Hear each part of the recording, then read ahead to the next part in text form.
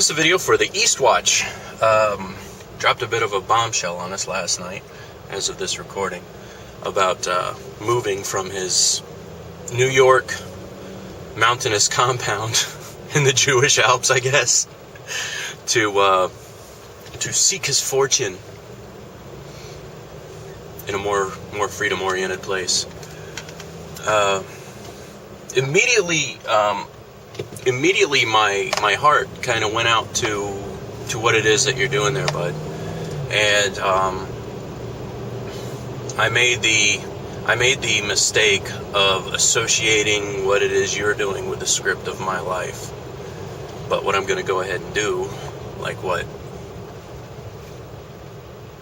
old men tend to do sometimes, is I'm not going to say give you the benefit of my experience, but I'm going to give you my limited observation from a man who is married with children and 35 years old.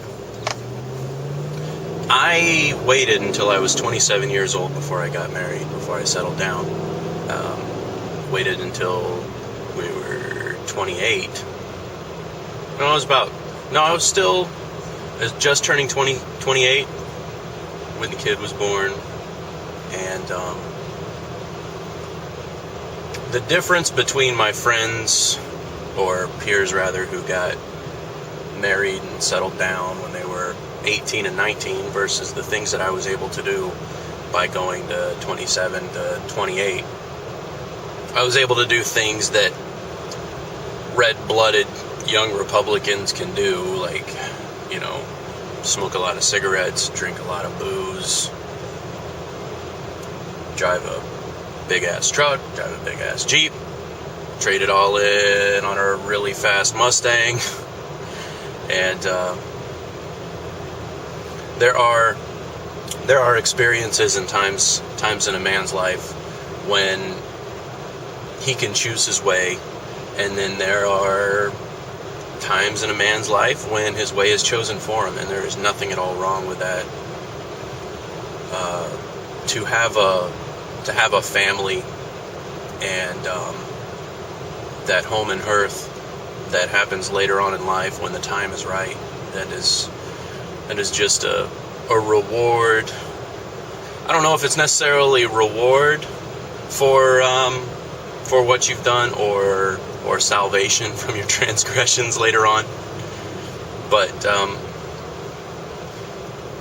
so there's times in your life when you can do things like move freely, and there are other times in your life when you not so much. So your question was, should you go to partially plant your roots and be cautious about what condition your car is in, or should you just go from place to place and just visit different YouTubers and work as it comes and stuff like that? I would like to say that given a couple of basics with a car, cars can be pretty doggone tough. Things like tires, you can't really get around. You want to make sure all your radiator hoses are good and you're not leaking oil too awful bad.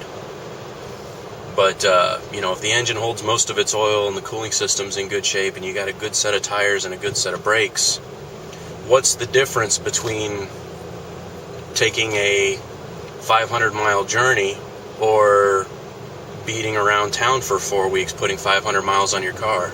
The miles you put on your car on a daily basis are actually harder on the car than what a maintained distance type travel is.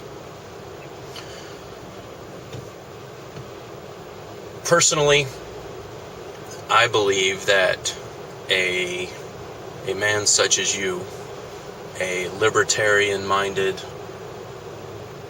intelligent young man who isn't asking for a handout and who has a very business-oriented attitude, I think you'll do fine.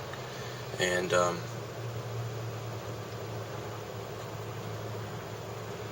I'm not going to necessarily say that there's things that that I had planned to do that I didn't do because I got married, I have no regrets whatsoever of any choice that I've made. But, that's of the result of all the things that I've done up till, 27, 28, almost 30 years old. I was working the whole time, but, it was definitely different than what it is now for me. Life has a way of bogging itself down. Not that being married is bogging me down, but life has a way of slowing you down without you choosing to slow down. It can almost slow down on its own with under the natural course of things. So I say my vote is for you to travel, but I plead the fifth if you break down in the desert. I'll tell you what, I'll give you my cell phone number, and you can call me when you're broke down in the desert. Anyway, good luck, and I'm very, very glad to know you on here, and I've always appreciated your work, and I think you're an outstanding objective journalist, to be honest, and I feel like everything you share is an excellent context, and in a land of kooks, what you put out is solid. So, there you go, man. Take care.